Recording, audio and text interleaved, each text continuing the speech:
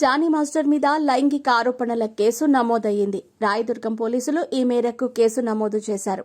తనపై పలుమార్లు అత్యాచారం చేశారని ఓ లేడీ కొరియోగ్రాఫర్ ఫిర్యాదు చేసింది.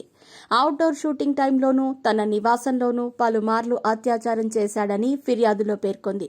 ఈ ఫిర్యాదు మేరకు జానీ మాస్టర్ మీద కేసు నమోదు చేశారు. జానీ మాస్టర్ పేరు ప్రస్తుతం సోషల్ మీడియాలో మార్మోగిపోతోంది. జానీ మాస్టర్ తన మీద పలుమార్లు లైంగిక దాడి చేశారని, పలుమార్లు అత్యాచారం చేశాడని ఓ యువతి ఫిర్యాదు చేసింది. ఈ లేడీ కొరియోగ్రాఫర్ చేసిన ఫిర్యాదులో విస్తుపోయే అంశాలున్నాయి. చెన్నై, ముంబై, హైదరాబాద్తో సహా వివిధ నగరాల్లో అవుట్డోర్ చేస్తున్నప్పుడు నార్సింగిలోని తన నివాసంలో కూడా జానీ మాస్టర్ తనపై అనేకసార్లు లైంగిక వేధింపులకు పాల్పడ్డాడని ఫిర్యాదులో యువతి పేర్కొంది.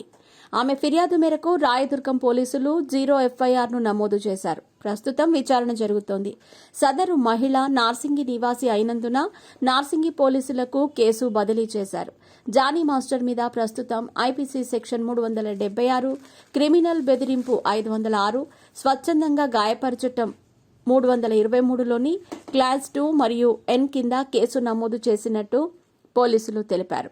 జానీ మాస్టర్ కు గతంలో ఓ కాలేజీలో మహిళపై దాడి కేసులో 2019లో మేడ్చల్లోని స్థానిక కోర్టు 6 నెలల జైలు శిక్ష విధించిన సంగతి తెలిసిందే.